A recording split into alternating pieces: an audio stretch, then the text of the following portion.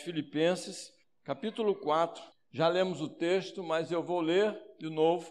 Os irmãos mantenham sua Bíblia aberta até o final da mensagem. Filipenses 4, de 10 a 12.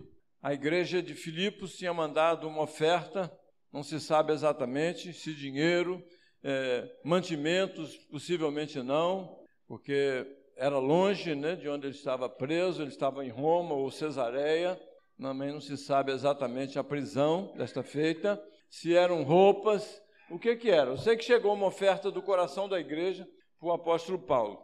Aí ele, da prisão, ele escreveu à igreja, e esse texto diz assim: alegrei-me sobremaneira no Senhor, porque agora uma vez mais renovaste a meu favor o vosso cuidado, o qual também já tinhas antes, mas vos faltava oportunidade.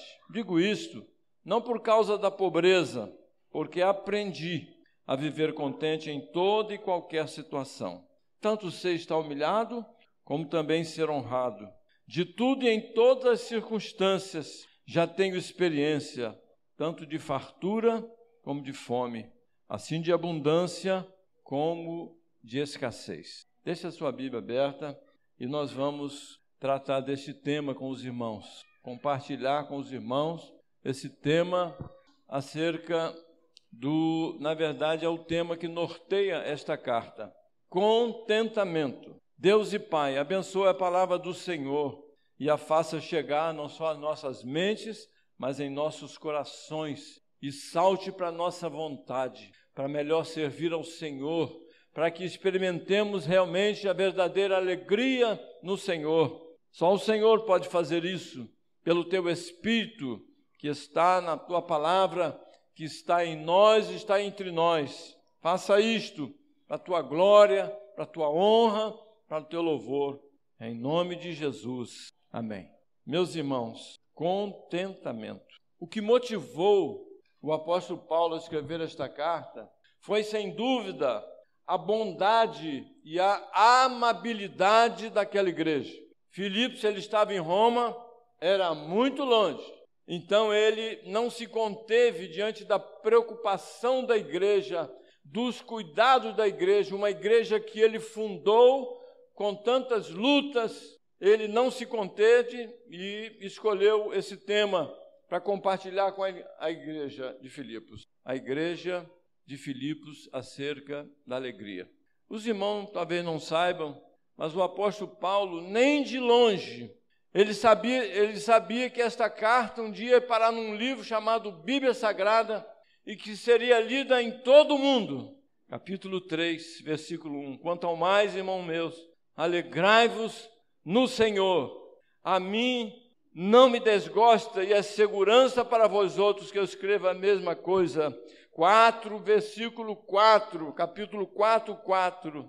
Alegrai-vos sempre no Senhor. Outra vez digo, alegrai-vos. É notória a gratidão do apóstolo Paulo. Numa masmorra fedorenta, amarrado, açoitado, passando maus tratos, chega uma oferta de gratidão, de amor, de uma igreja tão distante, mas que nunca saiu do coração do apóstolo Paulo. É das cartas a mais pessoal. Ele usa a primeira pessoa do singular em muitas ocasiões. Eu aprendi. Contudo, o apóstolo Paulo, com toda a gratidão do seu coração, ele ressalta em muitas vezes nesta carta, a sua total dependência de Deus. Alegrai-vos no Senhor. O que significa isso? Será que significa assim, olha, lembre-se do Senhor, alegre-se nele. Olhe para Jesus, alegre-se nele. Não, alegre-se no Senhor. Eu espero que essa doutrina já tenha entrado no coração da primeira igreja batista de Tocos. Quem está em Cristo é nova. Nós estamos em Cristo. Eu não sei explicar isso. Nós estamos aqui, cada um em suas casas, uns são de Tocos, outro ali de Ponta Leão, de Goitacazes, de Campos. Na verdade, nós estamos no Senhor. É uma união de vida. Ele é a vida. e nós estamos nesta vida, alegrai-vos no Senhor. Por isso que ele não diz, olha, procurem motivações para se alegrar. Não, alegrem-se no Senhor. Alegrem-se porque vocês são participantes no Senhor em tudo. Na carta aos Romanos ele explica que nós morremos com Cristo. Eu não tenho como explicar isso, mas é uma verdade que está na Bíblia. E nós temos que acatar isso pela fé. Nós morremos com Cristo, fomos sepultados com Cristo, ressuscitamos com Cristo, ascendemos aos céus quando Cristo ascendeu. Está tudo lá em Romanos, em Efésios e aqui também. Essa união nunca mais vai ser desfeita. E há dois princípios que o apóstolo Paulo nos ensina da parte de Deus acerca desse tema contentamento. Contentamento é satisfação, é alegria. O primeiro princípio é que a condição, eu quero compartilhar, essa condição alcançada pelo apóstolo Paulo, que pode também ser alcançada por cada crente em Jesus Cristo. Então, a palavra contente, a palavra, irmãos, ela tem uma conotação diferente da nossa língua portuguesa, amada por nós, mas o grego expressa uma realidade muito mais profunda. Contente no português é a expressão de alguém que passou no exame, nasceu um filho, conseguiu um emprego. São boas notícias, então a gente fica contente, né, irmã Débora? Isso é alegria, né? Você aparecer diante de alguém sorrindo, a pessoa, por que você está tão alegre? Mas no grego, irmãos, a conotação da palavra é muito mais profunda. Contentamento das Escrituras significa algo que emana de uma fonte onde as circunstâncias não interferem em nada. Até porque ele estava preso. Eu acho que ele começou a aprender isso lá em Filipos. Deixa marcado, Filipenses, vamos lá no livro de Atos, quando aquela igreja estava nascendo. Na verdade, ela nasceu, acho que dentro da prisão, porque o carcereiro que o colocou para o fundo da prisão foi um dos primeiros convertidos, ele e sua família, em Filipos. Atos 16, eu leio a partir, olha, onde ele começa, ele diz assim, eu aprendi a viver contente. Olha como que ele aprendeu. Vendo ele tinha exorcidado um demônio que estava na vida de uma mulher que dava lucro lá aos seus exploradores, e a cidade, as pessoas procuraram uma espécie de juiz da cidade para entregar Paulo. Paulo foi preso, uma confusão tremenda. Olha só, vendo os seus senhores que lhes desfizeram a esperança do lucro, agarrando em Paulo e Silas, os arrastaram para a praça, à presença das autoridades, e levando aos pretores, uma espécie de juiz das causas ali da comunidade, disseram, estes homens, sendo judeus, perturbam a nossa cidade, propagando costumes que não podemos receber nem praticar, porque somos romanos. Levantou-se a multidão unida contra eles, e os pretores, rasgando as vestes, mandaram açoitá-los com vara. E depois de lhe darem muitos açoites, os lançaram no cárcere, ordenando ao carcereiro que os guardasse com toda a segurança. Este, recebendo tal ordem, levou-os para o cárcere interior, lá no fundo, e lhes prendeu os pés no tronco.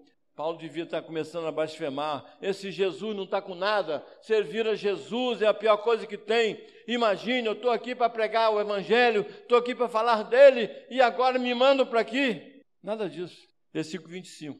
Por volta da meia-noite, Paulo e Silas oravam e cantavam louvores a Deus, e os demais companheiros de prisão escutavam. Ninguém estava entendendo nada. Mas em seguida, de repente, sobreveio tamanho terremoto que sacudiu os alicerces da prisão.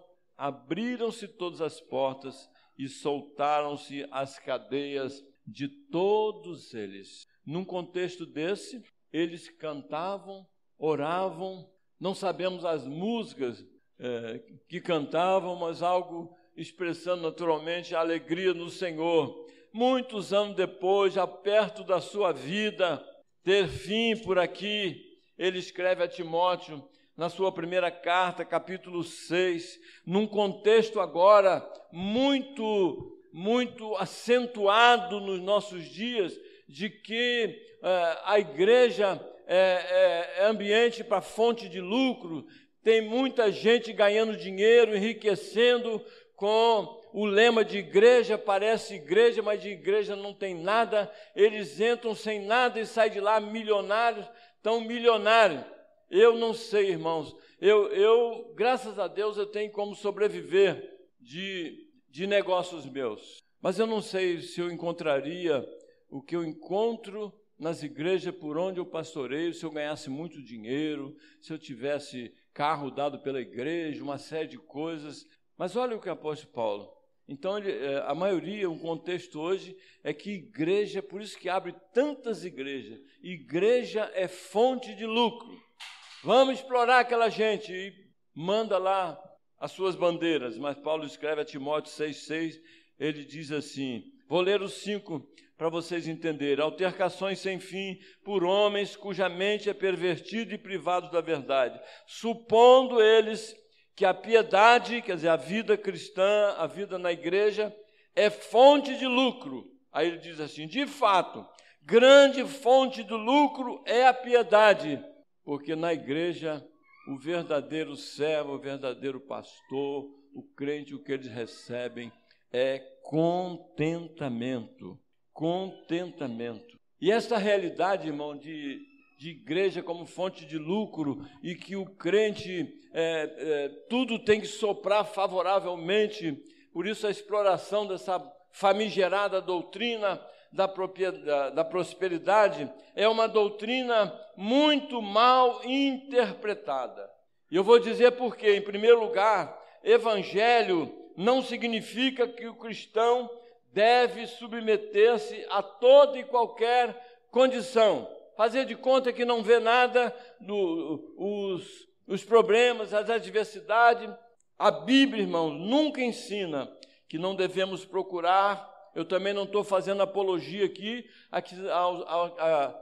no fato de os membros ou o pastor, dependendo da sua atividade, se tem outra, eu não estou fazendo apologia que ninguém não pode ganhar dinheiro, ter uma vida, dar uma condição de vida à sua família, de conforto. Não estou fazendo, porque a Bíblia também nunca ensina que não devemos procurar situações melhor para a nossa vida. Tampouco a Bíblia ensina indiferença às circunstâncias, que nós não devemos olhar para frente, para trás, para o lado, ignorar essas coisas, não. Isso é uma filosofia chamada estoicismo, que Paulo combateu muito na carta aos Coríntios. Devemos sim, através de meios justos e legítimos, procurar melhorar nossas condições, mas nunca usando a igreja como fonte de lucro. Qual é então, irmãos, a correta interpretação desse princípio? O Evangelho, ele contém doutrinas que ensinam que as circunstâncias não devem ser controladas. As doutrinas cristãs nos ensinam que as circunstâncias não devem nos controlar, não devem nos dominar, se nós não podemos mudar. Lembra que Jesus falou? Não fique preocupado com o dia amanhã. Você tem condição de mudar alguma coisa que vem amanhã? Então não se preocupe com o dia de amanhã. Devemos se lembrar que Paulo, e lembro mais uma vez, ele estava preso e sem dúvida nenhuma recebendo maus tratos, passando sede, fome, frio, etc.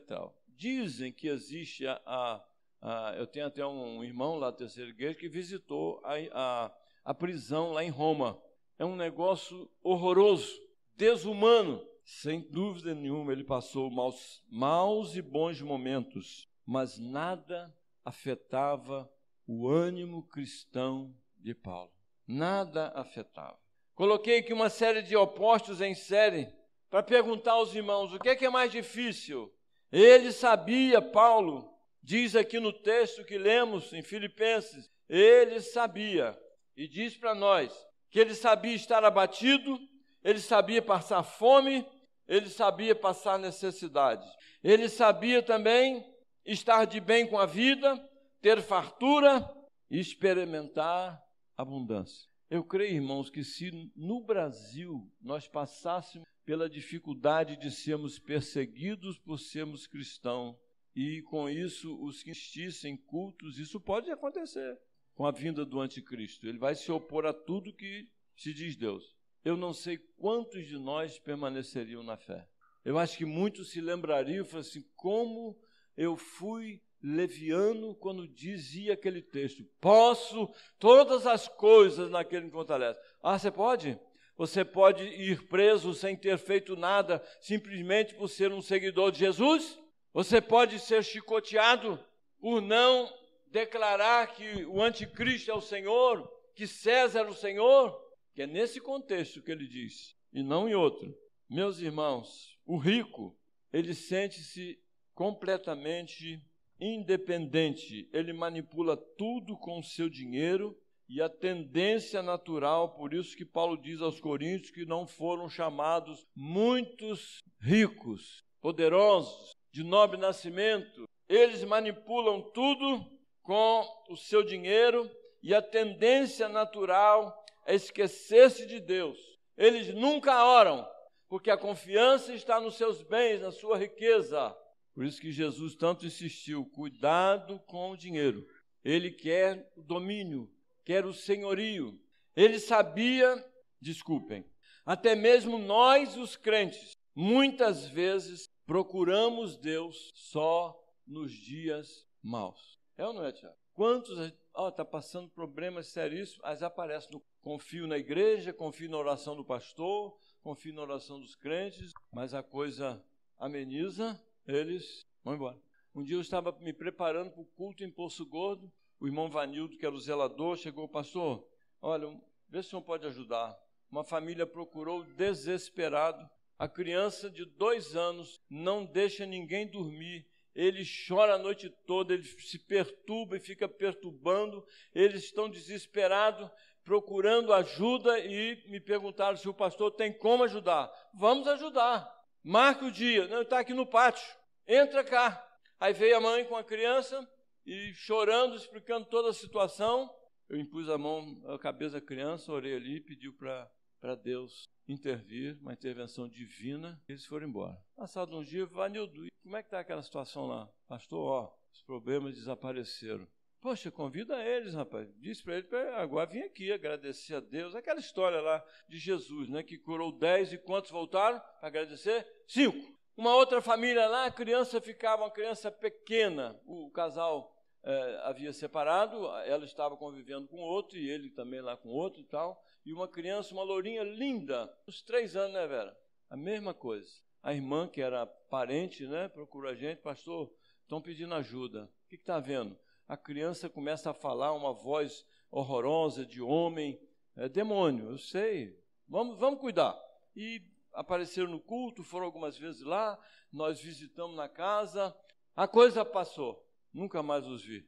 Nunca vão aprender também o que é alegrar-se no Senhor. Infelizmente, até com os crentes. Meus irmãos, nós vivemos dias em que, como nunca, devemos aprender a não permitir, presta atenção, vivemos dias, vou repetir, em que, como nunca, devemos aprender, como aprendeu o apóstolo Paulo, a não permitir que as circunstâncias nos afetem.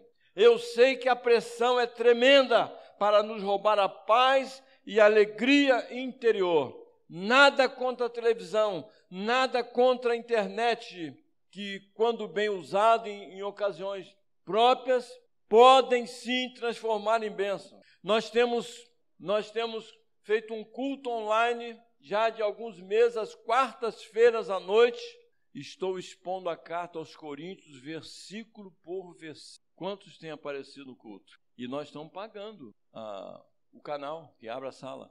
Nada, irmãos, contra essas coisas, mas essas coisas têm feito muito dependentes. Aqui dentro tem gente que não consegue concentrar-se 1 hora, 1h30 de culto por causa de as redes sociais. Podem me chamar de ultrapassado, eu só tenho WhatsApp, porque eu preciso tirar foto, às vezes, de apartamento, de documentos e tal, mas é tanta rede social que, se a gente bobear, a gente fica escravo. Nada contra essas. Mas acontece que muitos acabam, irmãos, dependentes. Na igreja tem muita gente que se envolve porque acaba dependentes, por exemplo, de reuniões, dependente de pastores, dependente de movimentos. Quer encher isso aqui, né, irmã Joana? É só preparar um jantar, né?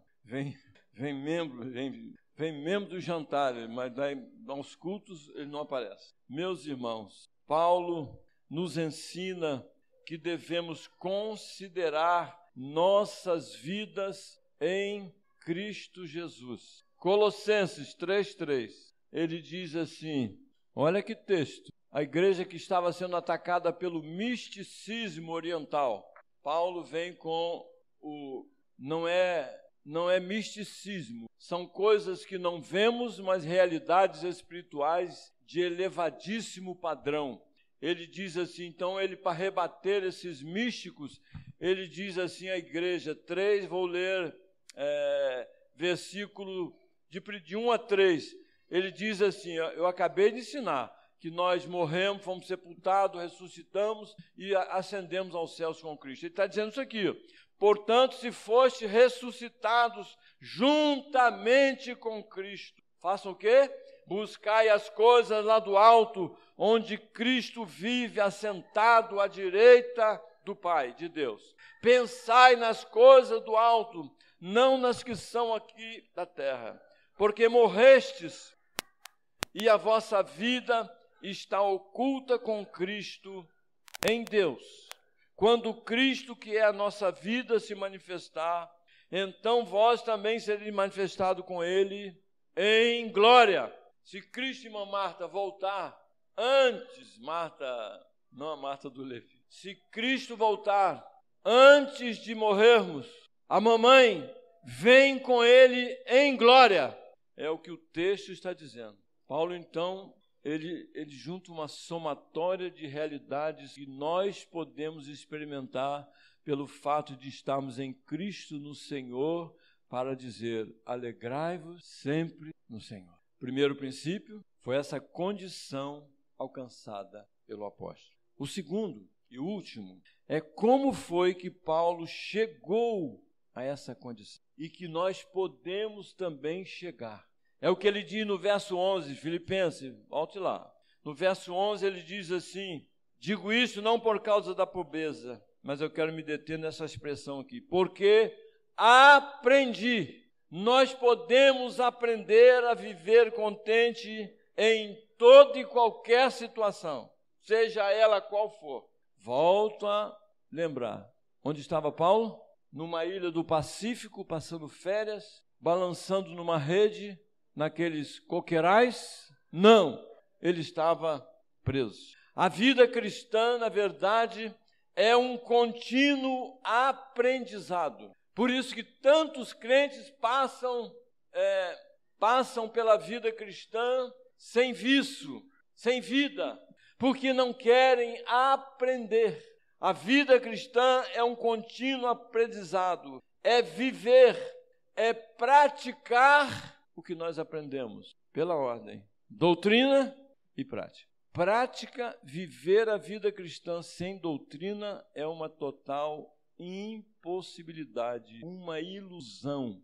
Também aprender e não praticar é outro gravíssimo erro. Ele diz que já tenho experiência, versículo final do versículo 12, tanto de fartura como de fome, tanto você está humilhado quanto em ser honrado, de tudo em todas as circunstâncias, já tenho experiência.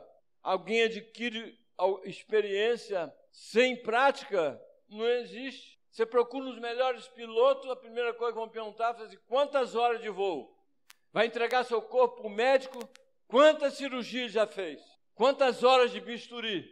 Você não vai entregar um acadêmico. Já tenho experiência. Paulo era um cidadão romano e antes da sua conversão, ele se gabava muito disso, ele tinha uma vida, ele sempre foi livre. Ele tinha até cartas das autoridades para perseguir a igreja, mas agora ele está preso como malfeitor, sem ter feito nada, e junto a escravos que tinham praticado toda sorte de delitos. Quando ele fala experiência, porque ele tinha mesmo. Tem um negócio aqui que ninguém entendeu ainda, chamada espinho na carne. Os melhores teólogos vão dizer que era uma dificuldade na visão que ele teve quando olhou Jesus, uma catarata, era um problema de malária que ele pagou uma vez nas suas viagens e tal. Para mim, nada disso. Vamos lá. 2 Coríntios 12. Não está escrito aqui não, mas é a minha interpretação. Se o irmão quiser acatar, quiser, tudo bem também. 2 Coríntios, vamos ver como ele adquiriu, como ele chegou a essa condição de estar contente em toda e qualquer situação, de ter contentamento na sua vida. O espinho na carne, os irmãos sabem, né? Havia um espinho que o perturbava, né? Que ferroava, né? A carne, ele se desesperou com aquela situação e clamou ao Senhor 3 vezes. Tira de mim, não aguento mais. Aí Jesus disse, a minha graça te basta, pois o meu poder se aperfeiçoa na fraqueza. Quer dizer, ele já estava no limite, ele não tinha como mais lidar com aquela situação. 2 Coríntios 12, 9 e 10. Então ele me disse, a minha graça te basta, porque o poder se aperfeiçoa na fraqueza. De boa vontade, pois, me gloriarei nas fraquezas, para que sobre mim repouse o poder de Cristo. Ele começou a olhar para o espinho e falar assim, pode vir, agora vem com toda a força, que eu aprendi, eu sei como lidar. Agora ele me diz que a graça dele me basta. Pode, não tem problema. Era um mensageiro de Satanás. Começa por aí. Eu não vejo doença como mensageiro de Satanás. Satanás não tem poder para impor doença a ninguém, muito menos curar. Pelo que sinto prazer, a resposta está aqui, irmão. Pelo que sinto prazer nas fraquezas, nas injúrias, nas necessidades, nas perseguições, nas angústias, por amor de Cristo, porque quando sou fraco, então estou forte. Qual é o espinho? Entre tantos acusadores, entre tantas pessoas que pegavam no calcanhar de Paulo, ele é um mercenário, ele não é apóstolo, coisa nenhuma. Ele está interessado no dinheiro de vocês. De tantas acusações, tinha um que grudou no calcanhar. Eu desconfio que seja aquele Alexandre, o latoeiro, que ele cita lá em Timóteo, que ele diz que resistiu de todos os meios à palavra de Deus que o apóstolo Paulo pregava. Então vamos aqui, ver se doença pode fazer isso. Doença pode injuriar alguém? O que é injúria? Ofensa à honra, à dignidade. E são ofensas à honra e dignidade totalmente infundadas. Porque nós sabemos que ele não é mercenário. Ele não ganhava nada das igrejas, ele vivia de tendas, em fazer tendas. Ele diz mesmo, olha, em Corinto, então, ele diz, não quis ser pesado a vocês de maneira nenhuma. Então, irmãos, o espinho na carne era um mensageiro de Satanás, era um homem que grudou no calcanhar de Paulo e não largava por nada, mas ele agora aprendeu. Porque quando Jesus, irmã Ellen, fala que a minha graça te basta, será que a graça é bastante para a doença? Não, o crente adoece. A graça é bastante para ele dizer assim, pode me acusar do que você quiser, olha para o meu passado e diz que eu fui Saulo de Tarso, que eu matava cristão, pode me acusar do que você quiser, porque aí Jesus vai dizer, a minha graça te basta, porque a graça riscou isso tudo do passado de Paulo.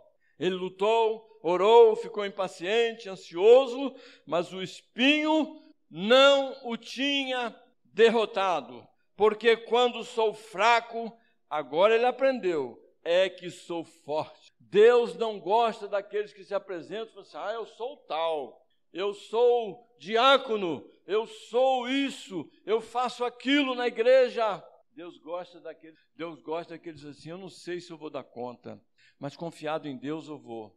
Eu não me sinto assim tão capaz, mas confiado em Jesus eu vou.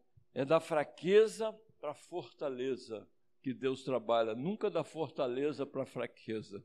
Pois não, irmãos. O método do apóstolo, você quer saber como lidar com as circunstâncias? Experimente usar o método do apóstolo. Em primeiro lugar, tenha sempre em mente que as circunstâncias, elas mudam frequentemente, portanto, não dependa delas.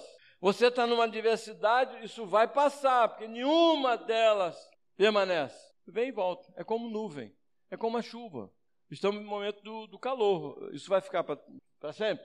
Daqui a pouco vem o outono, daqui a pouco o inverno, voltamos para a primavera e vamos voltar para o verão, né, irmã Érica? Não muda. As circunstâncias, então, vou repetir, tenha sempre em mente que as circunstâncias mudam frequentemente, portanto, não dependa das circunstâncias. Ele esteve preso, mas não foi dessa vez que morreu. Saiu. Foi preso novamente, saiu. No final da vida, quando Jesus entendeu de levá-lo, é que ele morreu na prisão em Roma. Segundo, Deus é um pai que sempre quer o melhor para os seus filhos. Deus é um pai que sempre quer o melhor para os seus filhos. E não aprenda versículos pela metade, que são citados pela metade, e a gente só aprende a metade. Todas as coisas contribuem para... De quem? Mais o quê? Todas as coisas, boas e más, contribuem para o bem daqueles que amam a Deus. Mas a ênfase é que esses que amam a Deus são aqueles que foram chamados segundo o seu propósito. A ênfase está aí, não nos que amam a Deus. Daqueles que foram chamados segundo o seu propósito, está explicando quem são esses que todas as coisas contribuem para o seu bem. Terceiro lugar, Deus sempre age diferentemente de nós. Os meus pensamentos não são os vossos pensamentos, nem os nossos caminhos, os caminhos do Senhor. Quarto, o que nos espera é muito e muito superior ao que passamos temporariamente. As circunstâncias adversas pelas quais passamos é nada diante do que nos aguarda. Romanos 8,18, porque para mim tenho por certo, diz esse apóstolo, que os sofrimentos do tempo presente não podem ser comparados com a glória que há de ser revelada em nós. Imagine dois pratos da balança, do lado esquerdo o que passamos, uma mecha de algodão, e do outro a glória que há de ser revelada em nós. É muito superior. Talvez o peso da balança é tão superior ao prato que está do lado direito, quando faz assim, até a mecha de algodão sai do lugar. Quinto e último lugar, nunca duvide do amor de Deus. Ele não tinha por que provar na sua palavra o amor dele, mas ele entendeu de fazê-lo. Romanos 5, abra aí. Aqui é EBD e culto, tudo junto, Tiago. Romanos 5, no 4:14, Paulo diz assim, 4:25, que Jesus foi entregue por causa das nossas transgressões e ressuscitou por causa da nossa justificação. Desde a eternidade, Deus já declara justo todos que haverão de ser chamados para a sua glória. É uma declaração, e ele o faz com base na morte expiatória, substitutiva de Jesus. Aí, no tempo, cada um no seu tempo, no seu dia, ele recebe isso pela fé. Crê que Deus fez isso, que Deus não nos torna justos, senão nunca mais pecaríamos. Deus nos considera, Deus nos declara justo em Cristo. Aos olhos de Deus, Ele não vê mais nada em nós que impeça a nossa entrada na glória, porque Ele colocou tudo sobre Jesus. Aí Ele vem e diz assim, justificados, pois, mediante a fé, temos paz com Deus, hoje estamos em paz com Deus por nosso Senhor Jesus Cristo. Lembra de quando nós chegamos para a fé? Todo empolgado, né? Tudo parece que é tudo um oásis, que a vida do crente, a gente chega todo empolgado. Eu me lembro da minha, eu acho que é mais ou menos parecido com todo mundo empolgado. Se eu soubesse, eu já tinha vindo mais cedo para a fé. É isso que está aqui. Estamos em paz com Deus por meio de nosso Senhor Jesus Cristo. Por intermédio dele, a nós obtivemos igualmente acesso pela fé. Nós estamos reconciliados. Nós temos agora um pai e somos filhos. Nós temos intimidade com Deus. Então, pela fé, esta graça e na qual estamos firmes e nos gloriamos na esperança da glória de Deus. A gente só fala em vida eterna, na volta de Jesus, quando tudo vai desaparecer, a gente só vê o céu na nossa frente. Aí Paulo fala assim, espera aí, rapaz, espera aí, menina, você está muito apressadinho. a vida cristã não é só isso, não. Espera aí, não somente isto, mas também nos gloriamos nas próprias tribulações. Quem gosta de tribulação aqui? Quem gosta de passar por luto? Levante a mão. Ninguém. Mas Paulo diz que nós podemos nos gloriar, não é só gostar não, nos gloriar nas tribulações pelas quais passamos. Sabe com que base ele fala isso? É porque o que passamos, crentes e não crentes, passam as mesmas dificuldades, enfermidade, pandemia, morte de ente querido, perda de emprego, tudo igual. O problema é o fim. O não crente chega para lá e o crente vai chegar no paraíso. Vai chegar onde Deus planeja que ele chegue. Preste atenção. E nos gloriamos na esperança, na certeza da glória de Deus. A gente tem certeza de que vamos para a glória de Deus. Mas as tribulações, ele diz assim, não tem atalhos aqui não. É o método do apóstolo, o método de Deus. E não somente nos gloriamos nas próprias tribulações, mas também na glória de Deus. Mas também nos gloriamos nas próprias tribulações, sabendo que a tribulação produz perseverança. Quem não tira os olhos de Jesus, persevera, ele vai chegar à perseverança. E essa perseverança o leva para onde? Para a experiência. E a experiência o traz de volta para a esperança. Estamos olhando só para a certeza da glória, entramos em tribulação, perseveramos, ganhamos experiência e voltamos para a esperança. Melhor ou pior? Muito melhor. Nada como a experiência. Eu acabei de apanhar agora nos apartamentinhos que a Caixa foi condenada a fazer. Aí eu tinha uma placa, eu alugo meus, eu que alugo, boto a placa lá em cima, as pessoas ligam. Eu dou a corretor, ninguém consegue alugar. Eu alugo todos eles. Aí a placa eu já estava preparando para botar, mas eu mudei o celular.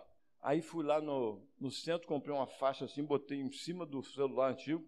Aí pedi a irmã Vera, faz uma letra aí, bota meu celular. Vera queria fazer um negócio muito bonito, aí cortou o papelão ficou grande. Eu falei, me dá aqui, arrumei uma tinta lá, peguei o lápis, os números, peguei uma tinta, pintei. Mas isso ficou muito esquisito, Fábio, é uma letra horrorosa. Mas dá para ver que é 2 é 2, 2 é 2, 4 é 4, dá para ver, 9 é 9. Aí, ontem à tarde, eu falei, Vera, vamos lá no apartamento para você me ajudar. Fui lá no último, lá, amarrei. Eu falei, hoje ainda vai ligar alguém. 2 horas depois, eu já tenho experiência. Eu não faço isso e peço a Deus, pelo amor de Deus, alugue meu apartamento, eu deixo com ele. Se tu não alugar agora, se for para alugar 2 meses depois, vai ser para o meu bem. Ele vai botar alguém para acertar direitinho. Botei e falei, vai ligar alguém hoje. 2 horas depois, esse telefone que está aqui e tal, é comigo. Eu queria olhar o apartamento, conversamos e tal. Amanhã, 9 da manhã, combinado. Aluguei, alugadinho, contrato segunda-feira, que eu já tenho experiência. Eu não fico nervoso porque ninguém vai ligar, que não está alugado. Não, tudo acertadinho. E me parece que eu acertei na mosca. Então, irmãos, nós voltamos para a experiência, nós voltamos para a esperança com melhores do que éramos como crentes. Mas será que pode haver alguma decepção nesse? Aí Paulo diz assim, ora, a esperança para a qual você voltou agora não deixa ninguém confundido. Sabe por quê?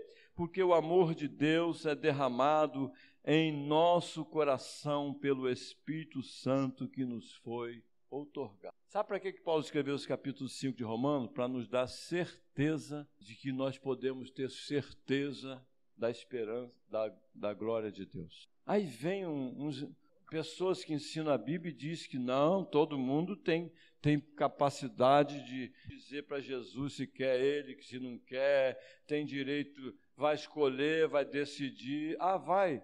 Bem, isso é o que dizem. Mas vamos ver o que diz a palavra. Vamos ver qual era a nossa condição antes de chegarmos para a fé e vamos ver como que nós chegamos e vamos aprender. Aí ele diz assim, porque é uma explicação, versículo 6. Porque quando nós éramos ainda fracos, Cristo morreu a seu tempo pelos ímpios. Sabe o que significa fraco? Fraqueza espiritual. Falta de alimento espiritual, a pessoa fica fraquinha. Não sabe nem como chegar a Deus, não sabe quem é Deus, não sabe nada sobre Deus. Fraquinho, é igual quem não se alimenta. fica fraquinho, não tem alimento espiritual, fraquinho. Quando fraco, ele morreu pelos ímpios. Quem são os ímpios? Aquele cujo relacionamento com Deus está totalmente deformado, fora do padrão de Deus. É aquele que procura se aproximar de Deus através de um santo, através da própria mãe de Jesus, através do que fazem, do que são. Pode ser o maior religioso do mundo, é um ímpio. Piedade, impiedade ao contrário de piedade. Vai somando aí. Fracos, ele morreu pelos ímpios, dificilmente alguém morreria por um justo. Quem é o justo? É aquele homem correto, cidadão honrado, vive para a família, paga os seus compromissos. Todo mundo sabe que é um cidadão nota 10. É o justo. Dificilmente alguém morreria por uma pessoa assim. Pode ser que pelo bom alguém se anime a morrer. Quem é o bom? É o justo que faz caridade. Além de justo, ele ajuda as pessoas. Paga a conta de um, dá alimento para o outro, ajuda as pessoas, faz tudo para ajudar. É o bom. Mas todos nós não éramos nem justos nem bons. Sabe por quê? Porque ele diz assim, mas Deus prova o seu próprio amor para conosco, pelo fato de ter Cristo morrido por nós, sendo ainda nós pecadores. Nós deixando de pecar? Paulo está dizendo, quando nós éramos, nós não somos mais? Como que é isso? Paulo está dizendo, irmãos, quando nós estávamos no reino do pecado, dominados pelo pecado, condenados no domínio de Satanás, no reino da morte, quando nós éramos cidadãos do reino daqueles que estão ainda dominados pelo pecado, o que aconteceu? Ele morreu por nós. Logo, a conclusão lógica, que muito mais agora, sendo justificado pelo seu sangue, seremos por ele salvos da ira. O juízo de Deus não vai se abater sobre crente nenhum. Porque logo no capítulo 8 ele vai dizer assim, agora, pois, nenhuma condenação a mais para os que estão em Cristo. Porque se nós tem mais ainda, além de fracos, ímpios, pecadores, nós, quando éramos inimigos de Deus, fomos reconciliados com Deus mediante a morte do seu Filho. Muito mais, estando já reconciliados, seremos salvos pela sua vida. Você já foi inimigo de Deus? Antes da fé? Todos nós. Eu saí de Goitacazes para Campos com 13 para 14 anos. Até 13 anos, até antes de sair, eu era aluno assíduo da Escola Bíblica Dominical da Primeira Igreja Batista de Goitacazes. Professor Wilson, que está bem doentinho, Monteiro. Encontrei com ele um dia lá, apresentei aqui, ó, meu primeiro professor de escola bíblica me ensinou a Bíblia. Aí, com aquele jeitinho dele, ele olhou para mim e falou assim, quando você era Fabinho, foi seu professor, hoje você é pastor. 13 para 14, fui para Campos. Eu dei graças a Deus, porque eu não ia mais para a escola bíblica dominical, não tinha igreja no bairro do IPS. Eu dei graças a Deus que fui para a cidade, e de lá eu podia tomar o caminho do mundo. Foi o que eu fiz até os meus 29 anos. Eu era amigo de Deus, nascido num lar de crentes, minha mãe, meu pai, minha irmã, minha avó, minha bisavó, foram o mesmo fundador de Goitacazes. Meu pai não, foi batizado depois. Eu era amigo de Deus e inimigo de Deus. Eu não gostava de Deus.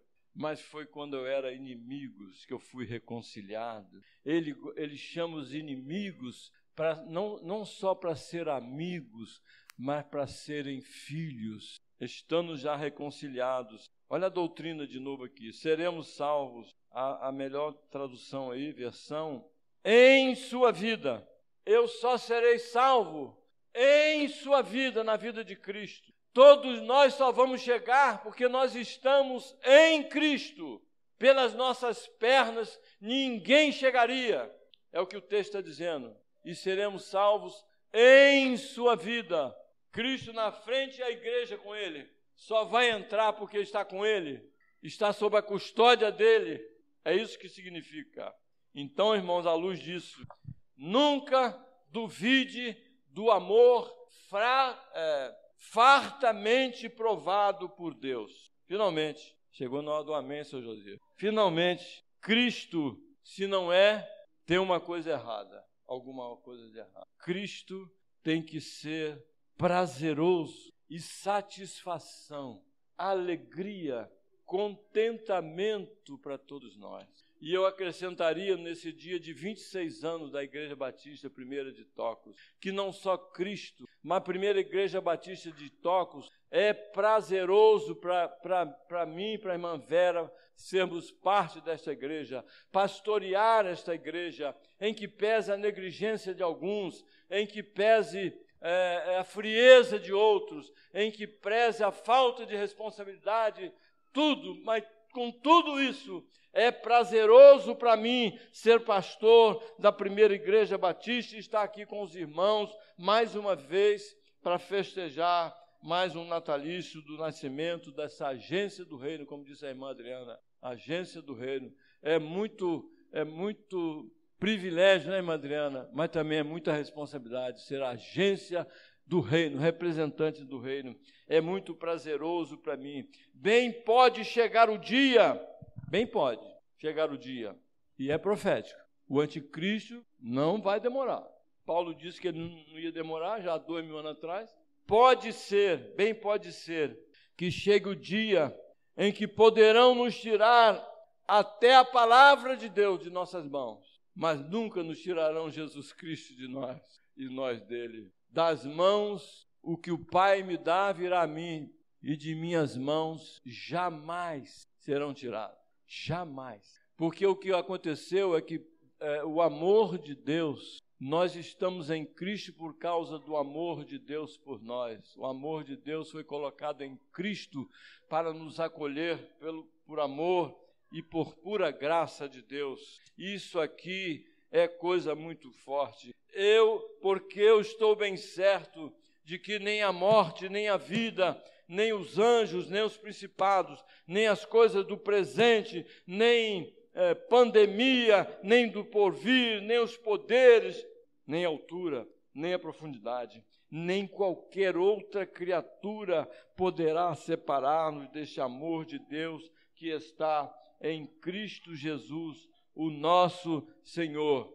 Devemos, então, irmãos, experimentá-lo, viver sob a perspectiva de que estamos em Cristo e das mãos dele ninguém tem poder, porque o poder quem tem é ele.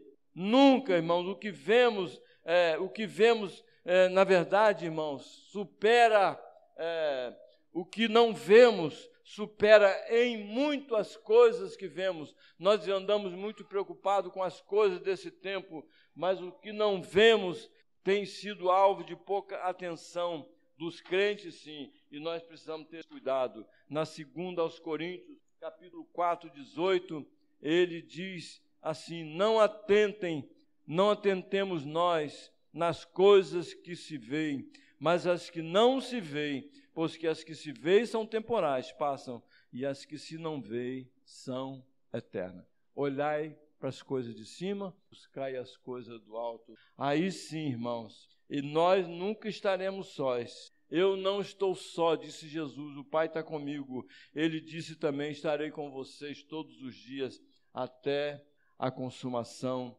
do século. Filipenses 4, 10 a 12. Nós começamos lá e vamos terminar lá.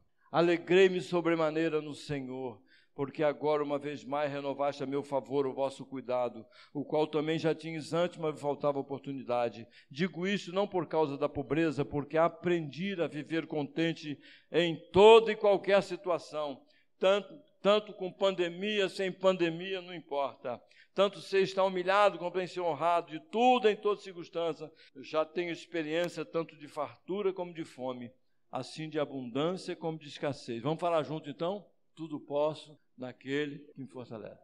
Vamos de novo? Tudo posso naquele que me fortalece. Aleluia. Que Deus nos abençoe e que mantenha viva e agarrada a palavra de Deus, a Primeira Igreja Batista de Tocos, até o dia de Cristo, se Ele voltar antes da nossa partida, até o dia de Cristo. Que Deus assim nos abençoe.